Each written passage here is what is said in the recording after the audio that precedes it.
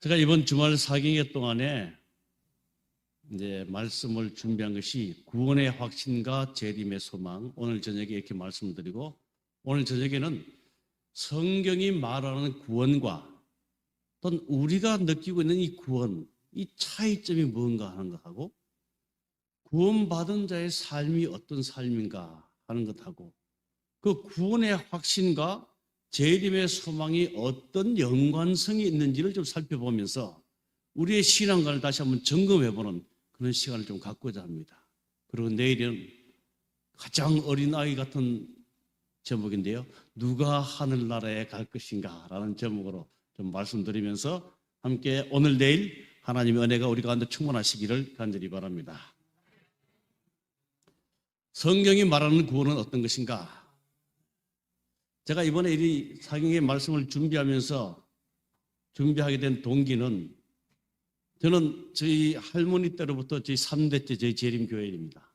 그리고 저희 딸들, 손주까지 하면 5대째 재림교회를 섬기게 되는데 얼마나 감사하고 행복한지 모릅니다. 제가 3대째 재림교회 성도로서 혹은 목사로서 우리 교회에서, 재림교회에서 가장 약한 부분들이 있어요. 그걸 늘 고민해 왔습니다. 이 구원의 확신이 아주 많이 약한 것 같아요. 이런 것들을 우리가 어떻게 극복할 것인가, 왜 그런가 이유를 좀 살펴보고, 또 우리가 우리의 구원관이 성경이 말하는 구원관과 뭔가 차이점이 있다면 그럼 무엇을 바꿔야 되겠다, 그런 생각으로 말씀 좀 준비해 봤습니다. 성경이 말하는 구원은 어떤 것인가?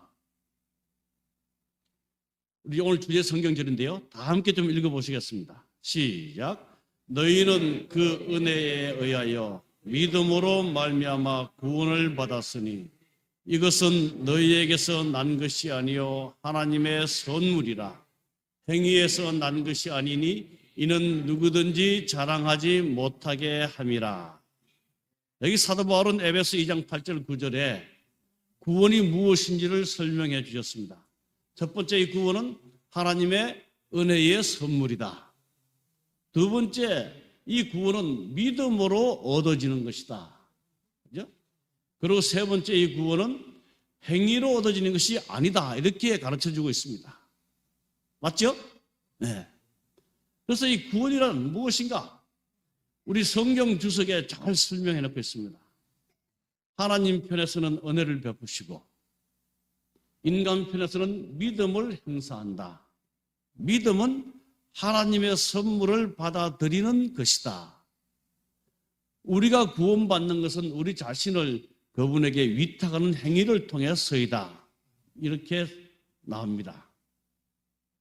그래서 여기 에베소서 2장 8절 9절을 우리 본교회 성경 주석은 이렇게 설명했습니다. 하나님 편에서 은혜를 베푸시는 것이고 인간 편에서 믿음을 행사하는 게 구원이다. 그래서 그것을 다른 말로 믿음은 하나님의 선물을 받아들이는 것이다. 이렇게 설명해 놓고 있습니다. 그러면서 그 구원받는 것은 우리 자신을 그분에게 위탁하는 행위이다. 하나님 편에서 하시는 일이 있고 또한 죄인인 인간 편에서 할 일이 있음을 구원이라고 설명해 놓고 있습니다. 그래서 구원의 공식을 좀 만들어 보면 구원은 은혜와 플러스 믿음이 구원인데 이것은 하나님의 선물이다. 그런데 이 은혜는 하나님의 행위입니다. 자, 오늘 우리 구원을 좀 이해할 때 하나님 편에서 하시는 행위가 있어요. 그 하나님의 행위는 독생자 예수 그리스도를 십자가에 달려 돌아가시게 하신 그 허락입니다. 그것을 하나님의 은혜라고 합니다. 그 다음에 우리 죄인 편에서는 믿음이란 행위의, 죄인의 행위인데 그것은 하나님이 주신 독생자를 믿음으로 아들을 받아들이는 것. 자, 그래서 구원은 은혜와 믿음이 플러스 될 때 이루어지는 하나님의 선물이라고 말하고 있습니다. 근데 오늘날 두 가지 이야기, 설이 많이 듭니다. 구원은 100% 하나님의, 우리가 할 것은 아무것도 없다, 이렇게 주장하는 사람들이 있고, 어떤 면에서는 우리는 하나님의 은혜와 우리의 순종이 반드시 포함되어야 된다. 그래서 많이 조금 혼란스럽습니다. 그러나 성경의 표현을 보면 구원은 하나님의 은혜와 그 베풀으신 하나님의 은혜, 독생자 예수 그리스도를 받아들이는 행위, 이 두 개가 연합될 때 온전한 구원을 이루는데 이것이 하나님의 선물이라고 말하고 있습니다. 하나님께서 우리 인간을 구원하시고 인간을 사랑하시는 그 사랑이 얼마나 큰지를 여기 정로의 계단 21쪽에 보면 이렇게 표현해 놓고 있습니다. 같이 한번 읽어보실까요? 시작. 하나님의 마음은 죽음보다도 강한 사랑으로 이 세상에 당신 자녀들을 극진히 사랑하셨다.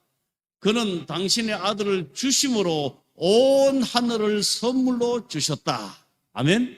네. 저는 이 정로의 계단 21쪽을 너무너무 좋아합니다.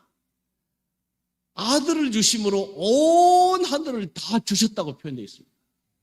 이 말씀은 우리에게 더 이상 못 줄 게 무엇이냐, 다 주시겠다는 겁니다. 아들까지 주셨는데 우리에게 못 주실 게 무엇인가? 우리가 받지 못하면 구하지 않기 때문에 그렇다. 시대의 소망 24쪽에 이런 말씀이 있습니다. 구주께서는 우리 인생을 취하심으로 결단코 끊어지지 않을 줄로 자신을 인간에게 붙들어 매셨다. 그는 영원한 시대를 통하여 우리와 연결되셨다. 한 손으로는 하늘의 보좌를 붙드시고 한 손으로 우리 죄인을 붙드셔서 우리와 하나님을 연결시키시는 그분의 사명을 우리에게 말씀해 주고 있습니다. 그래서 저는 이제 원래 은퇴를 하게 되는데요, 평생 하나님을 섬겨오면서 하나님의 말씀과 기록된 예언의 말씀을 통해서 볼 때 구원 못 받는 것이 구원 받는 것보다 더 어려운 것 같습니다. 무슨 말씀인지 이해하시겠어요? 구원 못 받는 것이 구원 받는 것보다 더 어려운 것 같아요. 하나님이 이토록 우리를 사랑하시는데 우리가 구원 못 받을 이유가 무엇인가 하는 거예요. 오늘날 우리 재림교인들이 구원 받았습니까 하는 질문에 너무 난처한 입장을 취합니다. 이제 말씀을 보면서 좀 나누겠습니다. 구원 받았습니까? 참 이런 질문은 제가 부산에서 목회할 때 집사님들하고 방문을 하다가 잠시 사택에 가방을 가지러 갈 일이 있어 가방을 가지고 왔는데 어떤 낯선 남자분이 차에서 막 내려가시는 거예요. 그래서 차에서 올라타면서 집사님 저분이 누구예요? 그러니까 우리 집사님들이 아무런 말씀도 안 하고 혀가 아주 표정이 굳어 있어요. 무슨 일이 있었습니까? 금방 내려가신 분이 여호와적인 교인이에요. 우리 교회 차에 교회 이름을 딱 보고 올라오셔서 우리 집사님들 보고 구원 받았습니까? 하고 물었어요. 그러니까 우리 집사님들이 우리 재림 성도들 어때요? 그 대답 잘 못하시잖아요. 가만히 그냥 머뭇거리고 있으니까 이분이 호통을 치는데 구원받은 확신도 없으면서 어떻게 전도하러 다닙니까? 꽉 소리를 질러 오니까 그만 우리 집사님들이 막 파김치가 돼가지고 막 죽을 상이 된 겁니다. 그래서 제가 뭐라고 대답하셨습니까? 그러니까 아무도 대답 안 해요. 자, 오늘 한번 살펴봅시다. 구원받았습니까? 라는 질문에는 답이 몇 가지가 있죠? Yes, or no. Yes or no. 근데 우리 재림교회는 또 하나가 있어요. 두 가지가 있습니다. 잘 모르겠습니다. 있습니다. 또 한 대답은 하늘에 가봐야 알죠. 성경에는 이런 대답이 없단 말입니다. 무엇이 문제인가요? 성경이 말하는 구원은 하나님의 은혜와 믿음으로 주시는 하나님의 선물이라고 우리가 분명히 말씀하셨는데 우리는 그토록 하나님을 섬긴다고 하면서도 오늘날 구원받은 이 자신이 없기 때문에 누가 이런 질문을 하면 굉장히 망설여져요. 그렇다면 앞으로 10년을 더 드린다면 구원의 확신이 생기겠습니까? 우리 하나님 좀 자비를 베푸셔서 30년을 더 주신다면 혹은 50년 혹은 100년 아니 믿어온 세월보다 더 긴 세월을 준다 해도 우리의 구원에 대한 확신이 없다면 우리의 신앙에 무엇이 문제인가 하는 거죠. 제가 서두에 말씀드린 대로 성경이 말하는 구원관과 오늘 우리가 경험하는 이 구원관의 차이점이 어디서부터 오는가 하는 것이죠. 이걸 우리가 극복하지 않으면 우리 재림교회 성도들은 늘 이런 질문에 이런 확신에 우리가 부족해서 늘 좀 우울한 신앙을 할 수밖에 없습니다. 그래서 오늘 성경이 말하는 구원과 우리의 재림 구원관, 이 차이점을 좀 살펴보면서 잘못된 것들을 깨우쳐가는 그런 시간이 되면 참 좋겠습니다. 그래서 구원의 확신의 장애물은 무엇인가? 첫 번째, 자기의 감정에 의지하는 것입니다. 그래서 기분 좋고 뭔가 일이 잘 풀리면 그때 누가 구원받았습니까? 하고 물으면 받은 것 같아. 그래서 예 하고 대답합니다. 아주 힘있게요. 그런데 왠지 이 부부간에 서로 다툼도 하고 기운이 딱 저기압일 때 누가 물으면 아니요. 평상시에는 물으면 뭐라 그래요? 하늘에 가봐야 알지. 구원의 확신이 뭐와 좌우돼요? 우리 감정에 좌우돼요. 우리 감정에. 성경은 결코 그렇게 우리에게 말하지 않습니다. 그럼에도 불구하고 왜 재림교회 성도들의 이 구원의 확신을 우리의 감정에 두느냐? 감정에 의지하는 잘못된 믿음. 가려 뽑은 기별 이건 157쪽입니다. 같이 한번 읽어보겠습니다. 시작. 우리들의 믿음은 비틀거려서는 안 되며 어두운 그림자를 헤치고 나가야 한다. 우리의 신앙은 감정에 있는 것이 아니라 진리에 그 기초를 두었다. 아멘. 우리의 구원은, 우리의 신앙은 감정에 있는 것이 아니라 하나님의 말씀에 기초를 두었다는 사실입니다. 자, 한번 가려본 기별 2번에 있는 말씀입니다. 시작. 신앙은 감정에 의존하여 있지 않다. 우리들은 믿음으로 열렬히 하나님께 호소하고 우리들의 기도에 일치하는 생애를 살아야 한다. 우리들의 보장과 확정은 하나님의 말씀에 있으며 우리가 구한 후에는 의심 없이 믿어야 한다. 네. 자, 첫 번째 기억하셔야 돼요. 녹화가 되기 때문에 제가 움직이지 못하겠는데, 구원의 확신은 첫 번째 우리의 감정에 있지 않다는 사실이에요. 그래서 감정이 우리의 구원을 좌우하지 않도록 우리의 믿음을 잘 정립시켜야 됩니다. 두 번째, 우리가 구원받은 확신이 없는 이유는 구원의 확신의 장애물이 우리의 행위에 의지하는 거예요. 감정뿐 아니라 조금 더 나아가면 행위입니다. 교회 생활 잘하고 11금 잘하고 그죠? 뭔가 잘할 때는 예 하고 대답을 합니다. 근데 부부싸움도 하고 뭔가 외롭고 쓸쓸하고 뭔가 고집부려서 하나님 말씀을 안 들을 때는 누가 구원받았습니까? 물으면 답할 수가 없어요. 성경이 말하는 구원관과 오늘 우리의 감정이나 우리의 행위에 의지하는 이 구원관은 전혀 차이가 있다는 사실. 근데 우리는 사실 이렇게 우리의 구원의 확신을 의지하고 있다는 겁니다. 우리가 예수님 처음 발견하고 침례받고 그럴 때 얼마나 감동스러웠습니까? 정말 옛날 표현 말하면 이 닭똥 같은 눈물을 흘려가면서 얼마나 감사했어요. 근데 그 감사한 그것이 다 어디 갔나 이거예요. 우리가 예수 믿어오면서 왜 처음 가졌던 그 구원의 확신을 우리가 끝까지 유지하지 못하는가? 행위에 의지하는 잘못된 확신. 로마서는 그렇게 말합니다. 어찌 그러하냐? 이는 그들이 믿음을 의지하지 않고 행위를 의지하니라. 유대인들의 큰 모순이 그들이 하나님을 섬긴다고 하면서 그들의 믿음을 의지하지 않고 행위를 의지했다. 또다시 로마서에 보면 하나님의 의를 모르고 자기의 의를 세우려고 힘써 하나님의 의에 복종하지 아니하였느니라. 열성은 우리가 유대인들을 따라갈 수 없습니다. 근데 그들의 열정이 무엇인가 각도가 맞지 않는 성경의 진리의 말씀에 맞지 않는 열성 때문에 로마서는 말하기를 하나님의 의를 모르고 자기의 의를 세우려고. 혹 오늘 우리가 지금까지 하나님을 섬겨오면서 하나님의 뜻대로 하나님을 섬겨왔는지 아니면 내 뜻대로 하나님을 섬겨왔는지 우리의 신앙을 좀 살펴볼 필요가 있어요.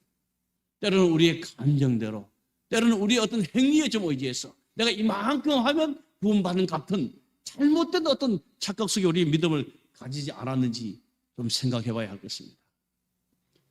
성경의 구원은 참 단순합니다. 누가 어떻게 구원받는가? 성경의 가장 유명한 말씀이죠. 하나님이 세상을 이처럼 사랑하사 독생자를 주셨으니 이는 그를 믿는 자마다 멸망치 않고 영생을 얻게 하려 하십니다. 누가 구원받아요? 믿는 자마다.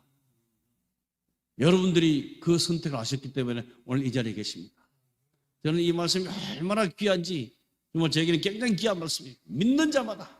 이 말은 믿지 않는 자도 있다는 얘기예요.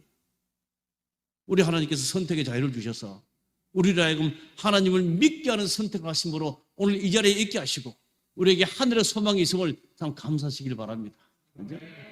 그 다음에 요한복음 1장 12절에 영접하는 자, 곧 그 이름을 믿는 자들에게는 하나님의 자녀가 되는 권세를 주셨으니 3장 16절에는 믿는 자, 1장 12절에는 영접하는 자, 예수 그리스도를 내 개인의 구주로 영접하는 자, 그 다음에 에베소 2장 8절의 본문의 말씀처럼 그 은혜를 인하여 우리가 구원을 받았다고 이렇게 어떻게 구원받는지를 잘 설명해 놓고 있습니다. 누가 구원받아요? 믿고 영접하는 자. 어떻게 구원받아요? 하나님의 은혜를 인하여 믿음으로 말미암아 구원받는다. 우리가 이런 구원의 경험을 다 했습니다. 분명히 예수 믿기를 결심하는 그 순간에 우리는 이런 결심들을 다 했고 너무너무 행복하고 감사했습니다. 근데 참 아이러니하게도 예수님 믿고 살아가면 살아갈수록 감사하고 기뻐하고 하나님과 더 가까이 교제해야 되는데 그 처음 사랑들이 자꾸 식어져가는 오늘날 현실입니다. 그래서 저는 우리가 처음 경험했던 이 구원의 확신을 어떻게 유지할 수 있는가? 정말 우리가 처음 이 첫사랑을 끝까지 유지해야 한다는 사실은 굉장히 중요합니다. 첫 번째는 예수를 생각하고 바라보라. 그러므로 함께 하늘의 부르심을 입은 거룩한 형제들아, 우리의 믿는 도리의 사도시며 대제사장이신 예수를 깊이 생각하라. 히브리서 12장 2절입니다. 믿음의 주여 또 온전케 하시니 예수를 바라보자. 여러분, 구원은 누가 주시는 거예요? 하나님이 주시는 거죠. 우리가 받았다 안 받았다가 할 수 있는 게 아니지요. 우리가 처음 예수 믿기로 결심하고 침례받고 뜨거웠던 그 열정, 그 구원의 확신이 유지할 수 있는 방법은 끊임없이 우리를 구원하시고 우리를 불러시고 우리를 하늘에 두게 하실 하나님을 생각하고 바라보는 것입니다. 그런데 오늘날 우리가 믿음의 횟수가 깊어질수록 나를 자신을 자꾸 바라봅니다. 여러분, 자신을 바라보면 실망과 좌절과 낙담뿐입니다. 그 어느 누구도 구원의 확신을 이룰 수가 없어요. 죄 덩어리기 때문에. 예수 믿고 있지만 우리는 아직 죄인입니다. 그러나 내 자신을 바라보지 않고 우리를 구원해 주시고 우리를 사랑해 주시는 예수님을 깊이 생각하고 그 예수님을 바라볼 때에 우리의 구원은 점점 뜨거워질 것이고 더 나아가서 하나님과의 사랑은 점점 깊어질 것이라는 것입니다. 우리 재림 성도 여러분, 이 구원에 관해서 초점을 나에게 두시지 말길 바랍니다. 정말 기별대로 진리를 가진 우리가 오늘날 우리가 가진 이 구원의 확신이 말씀과 얼만큼 차이가 있는지를 좀 느껴보시는 시간 되면 좋겠어요. 두 번 다시 내 자신의 감정이나 행위에 의존하시지 말고 말씀에 의존하시고 구원의 초점을 나에게 두시지 말고 하나님께 두시면 우리의 구원은 점점점 구원의 확신은 깊어질 것입니다.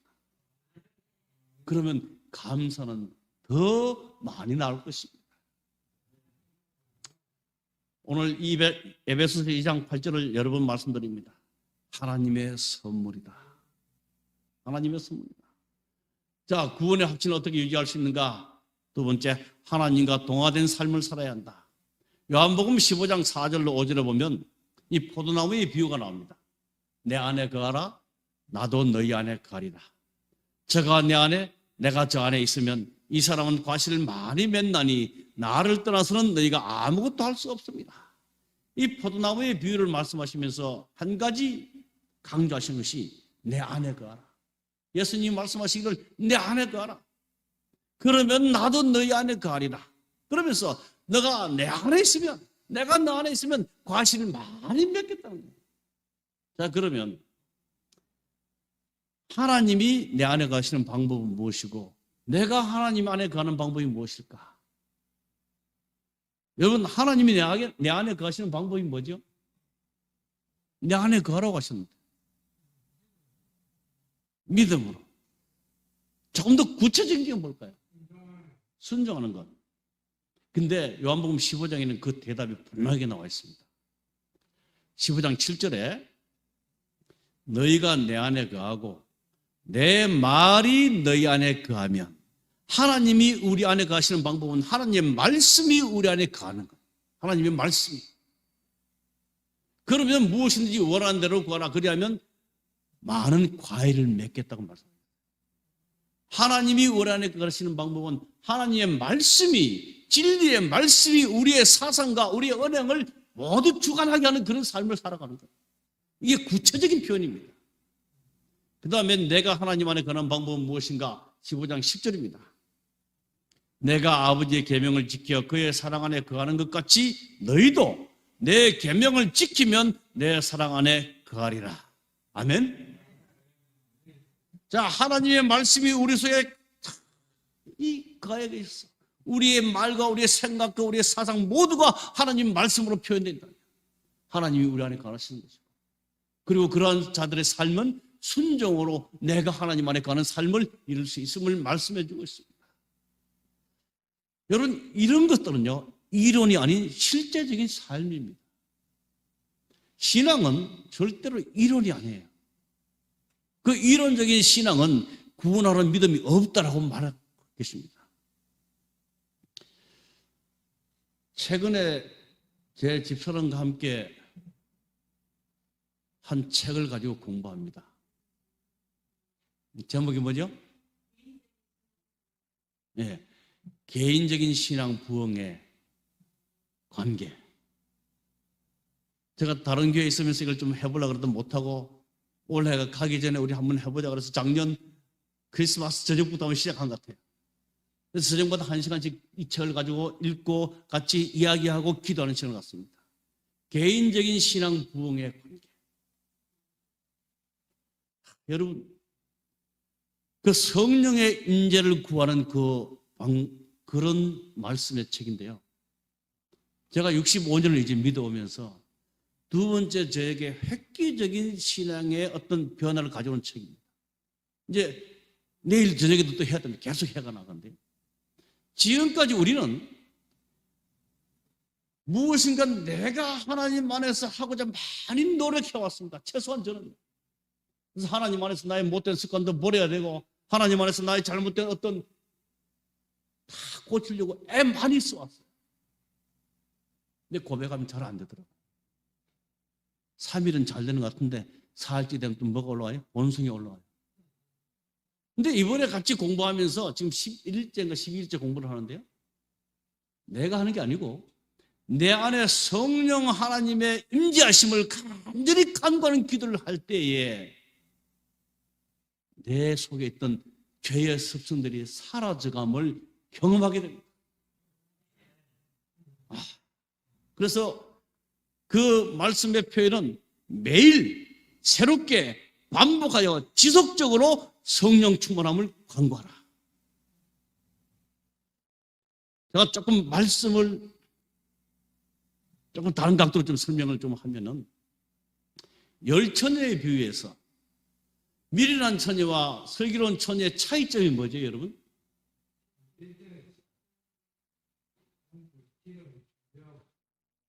예, 보면은, 예, 감사합니다. 공통점은요, 모두 다 졸았어요. 신랑이 늦게 올새 다 졸았다. 근데 신랑이 이러다가는 이 밤중 소리에 다 일어났어요. 일어나서 등불을 켜보니까 미련한 자도 등불이 있었고, 불이 있었고, 슬기로운 자도 등불이 있었습니다. 근데 등불의 차이는 뭐예요? 하나는 꺼져가는 것이고, 하나는 계속 타는데 여분의 기름이 되어 있어요. 이 여분의 기름이 뭐죠? 성령 하나님이죠. 성령 충만함을 간구하는 이 말씀 속에 우리에게 계속 강조하는 것은 매일 새롭게 반복하여 지속적으로 한때 떠본 경험, 신앙의 경험으로 그것을 유지하지 말라는 겁니다. 유지할 수가 없다는 거예요. 설명하기를 배가 고프다고 미리 밥을 땡겨 먹을 수 있는가? 내가 내일 모레 밥까지 오늘 다 먹어야지. 가능합니까? 안 돼. 그 다음에 어제 배부르게 먹었다고 오늘 배 안 고프나요? 우리가 성령 하나님의 충만함을 구하는 기도가 그와 같은 거예요. 매일 새롭게 반복하여 지속적으로 성령 충만함을 간구할 때에 우리는 주님 안에서 새로운 삶으로 살아갈 수 있다는 거예요. 모든 죄의 속성들을 이겨낼 수 있고, 제가 짧은 시간이지만 집사람하고 그렇게 매일 저녁마다 예배 드릴 때요, 여러분, 목사가 제일 어린 사람이 마누라입니다. 너무 잘 알거든요. 다른 사람한테 화 안 내요. 짜증도 안 내고 얼마나 친절하고 자상한지 모릅니다. 근데 아내한테는 있는 그대로 다 나와요. 근데 이 말씀을 공부하면서 아내에게조차도 좀 자상해지고, 좀 겸손해지고, 정말 새벽마다 무릎 꿇고. 그래서 어떤 때는 아직 덜 된 사람이기 때문에 화가 안 나겠어요? 그래서 어떤 때는 농담 삼아, 여보, 성령을 공부한 사람이 성질 내서 되겠나? 참아야지.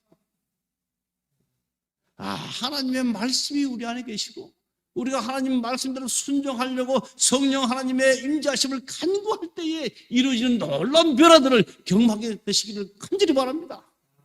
우리 모두 그 경험 같이 하면 참 좋겠어요. 그래서 저희들이 기도하면서 우리 사랑하는 자녀들도 이 경험할 수 있도록 해달라고 기도하고 있습니다. 이 책을 제가 한 개인적으로 3년 전부터 준비를 해놓고 시도를 못했어요. 안 되겠다, 우리 한번 해보자. 하나님 안에 관한 방법, 하나님 말씀이 내 안에 가지고, 내가 하나님 안에 관한 방법은 하나님의 계명을 순종합니다. 근데 이것들이 우리의 힘으로는 안 된다는 사실이에요.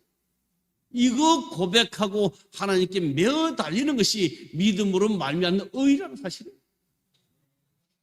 여러분, 우리의 구원은 정말 하나님과 깊은 관계 속에 있을 때에 우리의 구원의 확신은 더 깊어진다는 사실입니다. 근데 이 구원, 오늘 제가 구원의 확신 때문에 말씀드리는데, 이 구원을 조금 더 살펴보면 구체적으로 임의의 구원과 아직의 구원이 있습니다.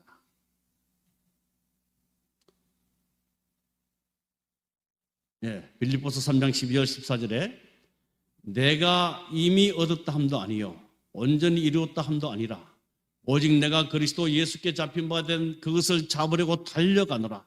형제들아, 나는 아직 내가 잡은 줄로 여기지 아니하고 오직 한 일, 즉 뒤에 있는 것을 잊어버리고 앞에 있는 것을 잡으려고 표대를 향하여 그리스도 예수 안에서 하나님이 부르신 부름의 상을 위하여 달려가노라. 사도 바울의 고백입니다. 이미 얻었다 함도 아니요.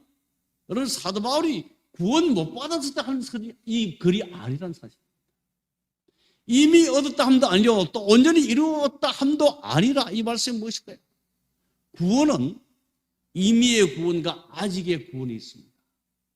좀 더 제가 설명해 드릴게요. 구원의 원동력. 임의의 구원은 어디서 우리의 구원을 다 이루어 주셨어요? 십자가에서. 예, 맞습니다. 그럼 오늘의 구원은 우리가 어디에서 경험합니까? 내 가슴에서. 예수 그리스도를 개인의 구세주로 하나님의 선물로 주신 아들 그리스도, 예수 그리스도를 내 가슴에서 받아들일 때 오늘의 구원은 우리가 이루어진 것입니다. 그러면 미래의 구원, 내일의 구원은 어디서 이루어지죠? 언제에서? 재림의 날에. 그런데 중요한 것은 여기 이미 오늘 미래의 구원에서 어떤 구원이 가장 중요할까요? 오늘의 구원입니다. 우리의 구원은 과거의 십자가의 사건이 오늘 내 마음의 확신이 되어서 미래의 구원으로 이어져 간다. 아멘? 오늘 구원의 확신이 없는 사람이 내일 구원의 확신이 생길 수가 없어요. 오늘 구원의 우리 확신의 근거는 과거의 십자가에서 내 죄를 대신해서 돌아가신 그리스도의 십자가의 공로가 오늘 우리의 구원의 근거가 된다는 사실입니다. 여러분, 그래서 참 중요합니다. 오늘의 구원을 확신하는 자가 내일의 구원도 확신할 수 있다. 제가 예를 들기를 총각 처녀가 이제 교제를 하는데 이 처녀가 이 총각이 나를 사랑하는지 안 하는지 도무지 모르는데 생각하기를 결혼하면 사랑하고 잘해줄 거야. 이런 마음으로 결혼할 수 있을까요? 지금 내가 이 총각이 나를 사랑하는지 안 하는지 모르는데 결혼하면 사랑하고 잘해줄 거야. 있을 수 없는 얘기예요. 우리의 구원의 확신도 마찬가지예요. 오늘 내가 과거의 십자가의 그 구원의 확신 근거가 내 구원을 확신시킬 때에 미래에 다시 오신 예수 그리스도의 구원이 우리에게는 기쁨이 될 수 있다는 사실이에요. 그래서 예수 믿고 살 때 좀 행복했으면 좋겠어요. 이런 구원이 오늘 우리를 모든 현실의 아픔에서 이겨낼 수 있는 힘이 되면 참 좋겠습니다. 누가복음 19장 9절에 우리 삭개오에게 할 말이죠. 이르시되 오늘 구원이 이 집에 이르렀으니 이 사람도 아브라함의 자손이다. 예수님을 개인의 구주로 받아들인 이 삭개오, 세리장으로서 많은 사람들의 돈을 그가 가로챘지만 예수님의 말씀을 머리서도 듣고 그는 괴로워서 내가 이제 예수님의 제자가 되어야겠다. 예수님을 그의 집으로 초청합니다. 그가 하나님께 그의 믿음을 예수님께 고백했을 때 우리 예수님께서 말씀하시기를 고백한 그 순간에 말씀하시기를 오늘 구원이 이 집에 이르렀다. 자, 그 다음에 우리의 영생은 관계에서 시작됩니다. 우리의 행위의 결과예요. 관계에서. 요한복음 17장 3절입니다. 영생은 곧 유일하신 참 하나님과 그의 보내신 자 예수 그리스도를 아는 것이다. 여러분, 그 미리난 처녀에게 우리 예수님이 그 신랑 되신 예수님이 하시는 말씀이 나는 너희를 도무지 알지 못한다. 그 말씀과 영생은 예수 그리스도를 아는 것과 이 아는 것의 공통적인 맥락이 있습니다. 이 안다는 것은 이름만 아는 어떤 그것이 아니에요. 원뜻은 남녀가 결혼하여 모든 것들이 섞여서 아는 것처럼 아는 거예요. 여러분, 아는 것도 여러 가지 단계가 있죠. 저도 윤석열 대통령 이름은 알고 얼굴은 알아요. 근데 그분이 뭐 좋아하는지 음식 아무것도 몰라요. 잘 모릅니다. 그거 외에는 우리가 하나님을 알 때, 예수님을 섬기되 우리가 얼만큼 아는가. 나는 너희를 도무지 알지 못한다는 이 말씀은 이름만 얼굴만 알아서가 아니라는 사실이에요. 하나의 재밌는 이야기가 있는데요. 어떤 사람이 그냥 한 이야기입니다. 또 진짜로 듣지 마시고. 예수님 오셔서 이제 하늘나라 갔습니다. 하늘나라 갔는데 예수님을 처음 뵀다니까. 이제 인사를 하는데 아유 예수님 반갑습니다. 그 뒤에 하는 말이 듣기는 많이 들었는데 처음 뵙겠습니다. 있을 수 없는 일입니다. 우리가 이 땅에서 예수님과의 깊은 영생의 관계를 경험하지 못하면 우리에게 이 구원의 선물이 주어지지 않는다는 사실이에요. 그래서 요한복음 15장에 말씀드린 대로 내 안에 거하라 나도 너희 안에 거하리라. 정말 하나님 안에 거하는 그 행복을 우리가 누려야 된다는 사실이에요. 자, 그러면서 구원의 확신을 소유한 자들의 삶이 어떤 삶인가? 첫 번째, 신앙생활에 늘 기쁨과 감사가 있다. 그래서 사도는 이렇게 데살로니가전서 5장 16절에 항상 기뻐하라, 쉬지 말고 기도하라, 범사에 감사하라. 저는 이 젊은 시절에요, 저게 과연 가능할까? 나에게 침을 뱉는데 내가 지금 억울함을 당하는데 어떻게 기뻐하고 감사할 수 있을까? 그런데 죽을 수밖에 없는 나를 구원해 주신 예수 그리스도의 그분의 안에 있을 때 그분이 주시는 이 은혜를 통해서 이런 모든 것들을 극복할 수 있고 감사할 수 있음을 경험해 보았습니다. 이 빌립보서 4장 4절에도 항상 기뻐하라. 다시 말하노니 기뻐하라. 구원의 확신을 소유한 자들의 삶의 특징은 첫 번째, 늘 신앙생활에 기쁨과 감사가 있는 거예요. 아멘? 우리가 늘 그렇지 못한 이유는 우리의 구원의 확신이 우리의 감정과 우리의 행위에 따라 왔다 갔다 하기 때문에 어떤 때는 기뻤다가 어떤 때는 또 기쁘지 못했다가. 두 번째, 구원의 확신을 소유한 자들의 삶의 태도는 신앙생활의 자유를 누립니다. 내가 진짜 예수 안에서 자유를 누리는지 안 누리는지 질문 하나만 딱 들어보고 왔어요. 여러분, 금요일 해지는 시간이 기다려집니까? 안식일 해지는 시간이 기다려집니까? 그 답은 여러분의 신앙생활을 좌우하고 있습니다. 금요일 해지는 시간이 기다려지는지 안식일 해지는 시간이 기다려지는지. 성경은 요한복음 8장 32절에 진리가 너희를 뭐하게 하리라? 자유롭게 하리라. 예수 믿고 사는 게 얼마나 좋은지, 그 누구도 나를 구속할 수 없는 것. 요한복음 17장 17절 아버지의 말씀은 진리입니다. 제가 한 이야기를 해드리겠습니다. 두 친구가 오래간만에 대화를 나눕니다. 전화로. 코로나 때문에 못 만나요. 그래서 친구가 야, 너 요새 뭐하니? 하니까 한 친구가 대답하기를 먹고 논다. 그러니까 먹고 논다고 대답한 친구가 다시 묻습니다. 그럼 너는 뭐하노? 나는 놀고 먹는다.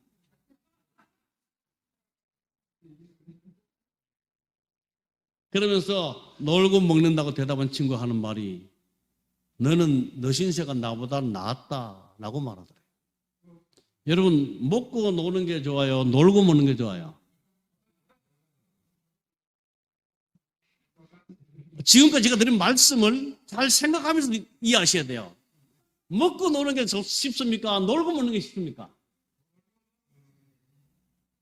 당근한데.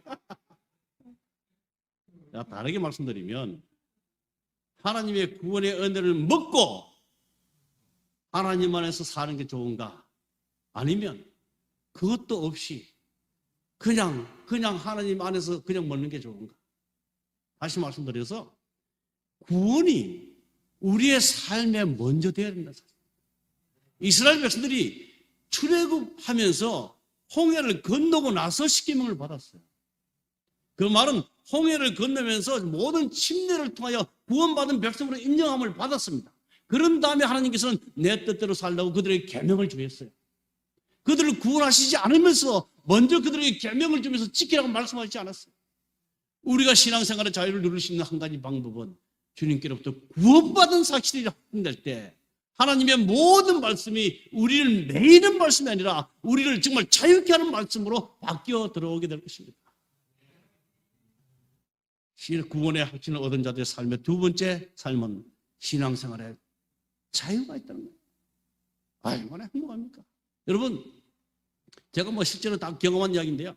누가 말하기를 야, 니네 교회 다니면 술도 못 먹고 담배도 못하고 뭐도 못하고 노름도 못하고 뭔 재미로 사노? 이런 소리 많이 들어보셨잖아요. 그때 여러분 뭐라고 대답하십니까? 그때 뭐라고 그런 질문을 못 받아보셨어요? 야, 그 뭐도 못하고 뭐도 뭔 재미로 사노? 깜깜하게 이 세상. 뭐라고 대답하셨어요? 예. 야, 친구야. 그것보다 훨씬 더 높은 삶의 기쁨이 있다. 우리가 예수 믿으면서요, 이 세상에서 낙을 누리는 사람들의 그 어떤 그 수준의 낙이 아니라 정말 하나님과 아래 살면서 하나님과 동행하면서 깊은 관계 속에서 누리는 그 행복을 있음을 보여줘야 됩니다. 그죠? 신앙생활의 자유를 누리는 것. 좀 예를 들자면 많은데 시간상 넘어가겠습니다. 그 다음에 구원의 확신을 가진 자의 세 번째 특징은 전도하고 싶은 열망이 있다. 예레미야의 말씀이죠. 내가 여호와의 이름을 선포하지 않으면 내 중심이 불붙는 것 같아서 골수에 사무치니 답답하여 견딜 수 없나이다. 제가 이번 주부에 보니까 이 교회가 선교의 주 표현인지 모르지만 살아 움직이는 교회.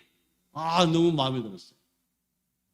우리 재림교회는요, SBA, 우리 옛날 배혜주 목사님이 하시는 말씀이 always sitting down, 항상 앉아있는 교회.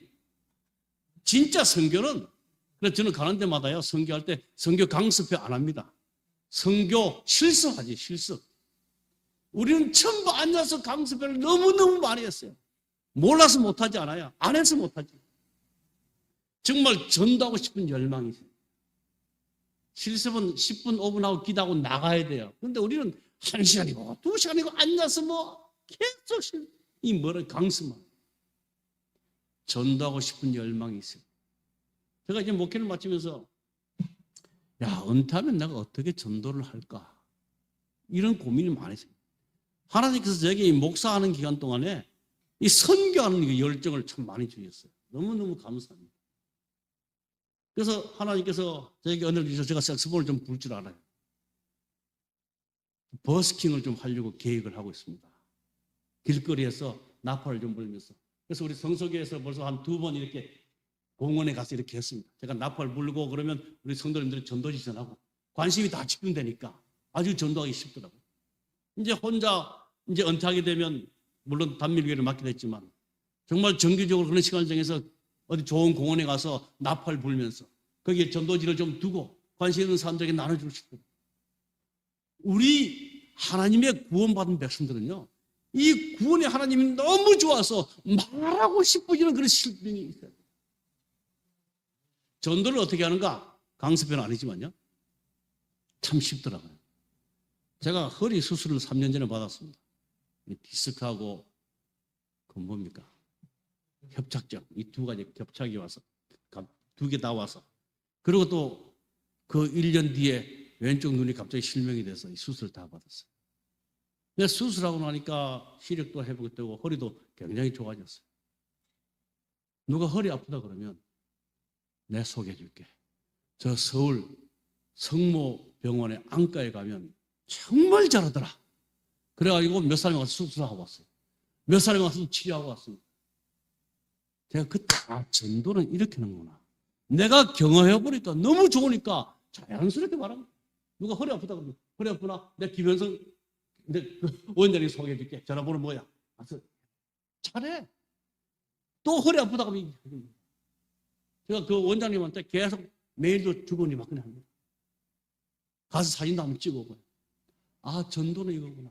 내가 만난 예수님이, 내가 만난 하나님이 나에게 얼마나 소중한 분인지, 이 세상에 많은 좌절과 고민과 힘든 일이 있지만 예수님의 생각은 내가 모든 것들을 이길 수 있는 그런 분이 예수님이야.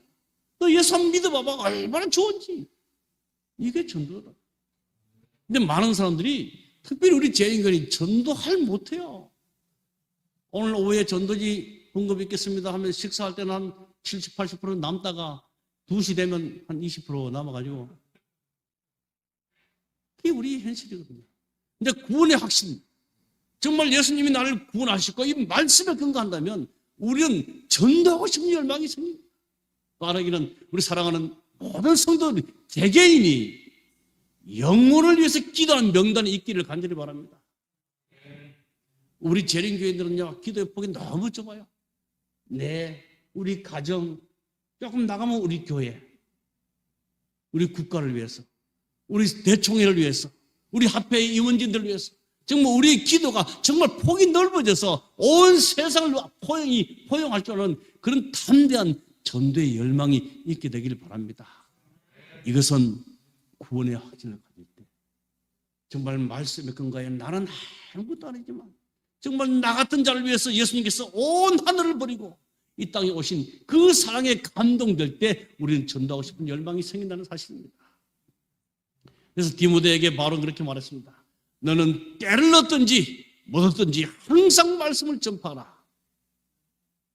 한 분만 겨우 아멘 하십시다. 하십시다. 정말 때가 얼마 안 남았잖아요. 자, 이제 이런 구원의 확신이 있는 사람은 재림의 소망이 얼마나 클까? 오늘날 이 제7일 안식일 예수 재림교회라는 이름을 가진 우리 교단이 재림의 소망이 너무 없어요. 어떤 분이 그런 얘기 하더라고요. 야, 니네 교회는 재림교회인데 와, 땅 산다고 하는 사람들은 그래 많노? 지역으로 땅 살려고 하는 건 참 많아요, 우리 교회는. 그러니까 재림교회인데 재림 준비 안 하고 뭐 땅 산다는 얘기인데 너무 많아요. 재림 준비를 더 많이 해야 되는데. 자, 재림은 어떤 사람에게 소망이 될까? 첫 번째, 오늘의 구원을 확신하고 감격해하는 사람들. 이스라엘이여, 너는 행복한 사람이로다. 여호와의 구원을 너같이 얻은 백성이 누구냐? 그는 너를 돕는 방패시오 내 영광의 칼이시로다. 정말 구원을 확신하고 감격하는 사람들에게는 정말 주의 다시 오심이 그렇게 기다리게 될 것입니다. 그래서 우리는 하나님의 은혜라는 노래를 참 좋아합니다. 나를 지으신 이가 하나님, 나를 부르신 이가 하나님, 나를 보내신 이도 하나님, 나의 나된 것은 하나님의 은혜라. 한량없는 은혜, 갚을 길 없는 은혜, 내 삶을 애워싸는 하나님의 은혜, 나 주저함 없이 그 땅을 밟음도 나를 붙드시는 하나님의 은혜라. 이 하나님의 은혜를 경험한 사람들은 주의 다시 오심을 손꼽아 기다릴 것입니다. 제가요, 오래전의 경험입니다. 집사람하고 이제 결혼 날짜를 앞두고, 그러니까 자주 보고 싶어지더라고요. 그렇죠? 안 그렇다면 다 거짓말이에요. 그래서 어느 날 제가 금요일에 예배를 마치고 가다가, 하나님, 사랑하니까 보고 싶어지는데, 제가 하나님을 사랑한다는 수많이 기도해왔는데 하나님이 보고 싶지 않은 것 같은 내 신앙은 무엇이 잘못됐습니까? 고민이 생깁니다. 저는 모태부터 신앙이기 때문에 하나님 사랑한다는 소리를 얼마나 많이 했겠어요. 근데 실제적으로 하나님이 보고 싶다고 느낀 적이 거의 없었거든요. 그 27살 그 당시까지. 근데 나를 잡아놓으니까 자꾸 보고 싶더라고요.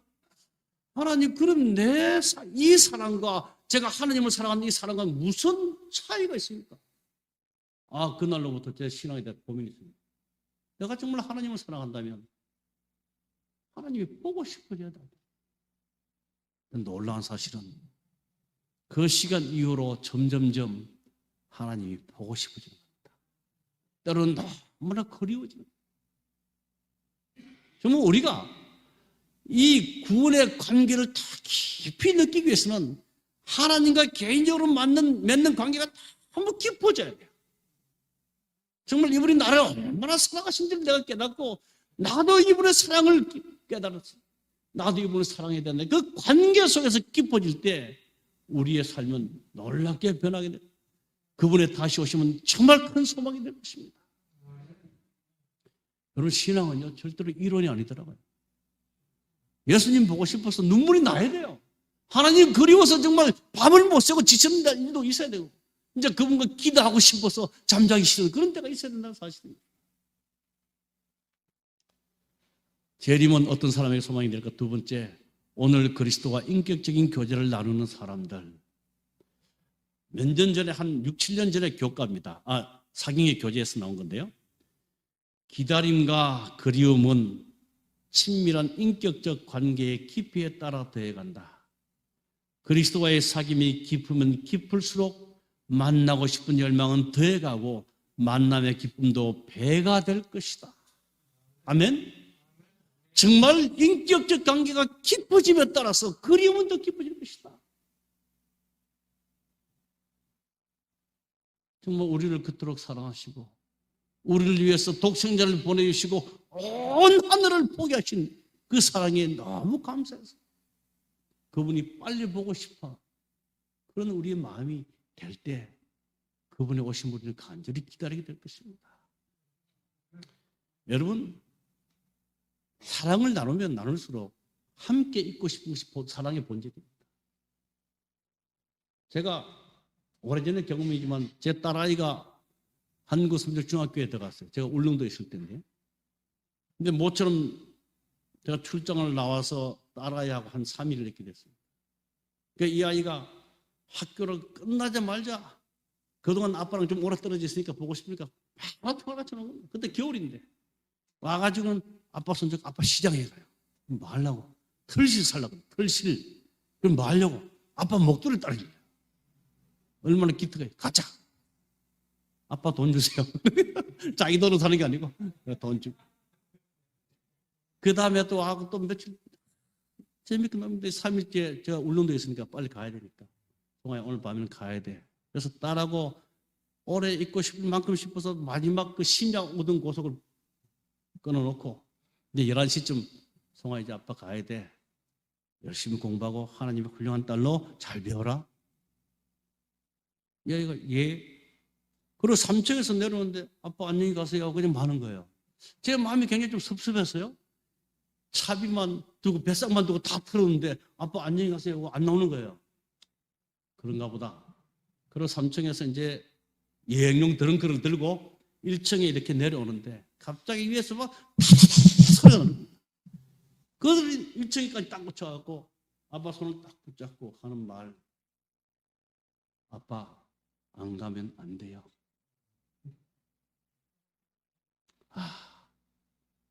제가 딸을 꼭 끄게 안아주면서 그래 아빠 나중에 너와 함께 있을 때가 있을 거야. 지금 너는 너 나름대로 공부해야 되고 아빠는 또 목회해야 되지. 이 달래놓고 이제 터미널로 차를 타러 갑니다. 제가 차를 타고 오면서 이게 진짜 사랑이구나. 아빠랑 아무리 짧은 시간에 있어봤자 아빠하고 더 오래 있고 싶은 거예요. 우리가 예수님의 사랑을 경험하고 이 땅에서 예수님의 사랑을 많이 누리고 살지만 그것으로는 만족할 수 없습니다. 우리 하늘 아버지도 그것으로 우리에게 만족할 수 없기 때문에 우리를 데리러 다시 오시겠다고 약속해 주셨습니다. 우리 아버지는 그러한 사랑으로 우리를 기다리고 계십니다. 그래서 사랑의 가장 큰 특징은 함께 있고 싶어 하십니다. 그래서 우리 예수님은 그분의 이름을 아예 임마누엘이라는 이름으로 내가 너희와 항상 함께 있으리라는 이름으로 우리에게 다가오셨습니다. 이제 말씀을 마치면서 재림은 어떤 사람에게 소망이 될까? 이 세상에 정들지 않는 사람. 여러분, 나그네에게 가장 큰 적은 정이라고 합니다. 정. 나그네가 어느 곳을 지나가다가 정이 들면 그곳에 머무르고 싶은 유혹이 생깁니다. 여러분, 우리는 하늘을 향해서 가는 순례자들입니다. 우리는 잃어버린 본향, 하늘 본향을 향해서 가야 될 사람들입니다. 그런 우리가 이 땅에 아무리 좋은 것이 있더라도 정들지 않기를 바랍니다. 우리 하늘 백성들은 주의 재림을 소망한다고 하는 사람들이 마치 이 땅에서 천년 만년 살 것처럼 누리고 사는 그런 삶을 살지 않게 되기를 바랍니다. 그래서 시편 기자 다윗은 이렇게 말합니다. 주의 궁전에서 한 날이 다른 곳에서 천나보다 나은즉 악인의 장막의 거함보다 내 하나님의 집에 문지기로 있는 것이 좋사오니. 우리는 결코 모르는 사람을 기다리지 않는다. 다시 오시는 우리 예수님은 결코 모르는 분이 아니에요. 다시 말씀드리지만 미련한 다섯 처녀에게 주어진 이 경고는 나는 너를 도무지 모른다. 정말 쓰라린 아픔입니다. 그러나 다시 오시는 그분, 우리는 분명히 우리는 그분을 아는 사람으로 살아가시게 되기를 간절히 바랍니다. 주님 어서 오시옵소서. 정말 기다렸습니다. 더 이상 이 땅에 살고 싶지 않습니다. 주님, 내가 하늘에서 주님과 함께 영원히 살기를 원합니다. 밤마다 싸는 보따리, 이 이야기 하나만 하고 마치겠습니다. 울릉도에 있으면서 밤마다 싸는 보따리. 이 울릉도에서 참 많은 교훈을 받았습니다. 무태 나와서 그때 사경회를 하고 있었는데 태풍주의보 때는 배가 못 가는 거예요. 근데 제가 울산에 제 처남 집이 있어서 거기서 자고 이제 포항에 7시에 배가 뜬다 안 뜬다 결정이 납니다. 자고 아침 7시 딱 전화해 봅니다. 배가 출발합니까? 태풍주의보 때문에 못 뜹니다. 그러기를 보름. 근데 그 배가 내일 갑니까? 몰라요. 내일 가봐야 알아요. 그래서 매일 아침마다 7시에 전화를 해야 됩니다. 그래서 그 해는 제가 사경회를 3번 한 적이 있습니다. 그냥 놀아야 됩니다. 밤마다 뭐 해요? 이제 보따리 쌉니다. 내일은 울릉도 가서 가족들 만나야지. 근데 아침에 배가 오늘 못 갑니다. 그럼 또 보따리 풀려야 돼. 그러기를 15번. 제가 그때 깨달은 하나님의 말씀이 우리가 하늘에 가기 위해서 오늘 밤마다, 매일 밤마다 하늘 보따리를 쌓아야 됩니다. 마치 이 땅이 내일도 있는 것처럼 이렇게 편안하게 사는 것이 아니라 정말 다시 오시는 주님의 재림을 기다리는 간절한 심령으로 이 땅의 보따리를 밤마다 쌓는 그런 믿음의 삶을 살아야 하는구나. 사랑하는 성도 여러분, 우리 예수님은 곧 오실 것입니다. 우리에게 주시는 말씀에 근거한 구원의 확신과 그 구원의 확신을 가진 사람들이 어떤 삶을 살아야 할지를 다시 한번 기억하시고 다시 오시는 주의 재림이 우리에게 큰 소망이 되어서 이 땅에 어떠한 것도 우리의 믿음을 좌절하지 않는 믿음의 용사들이 되시기를 간절히 바라면서 오늘 말씀을 줄이겠습니다.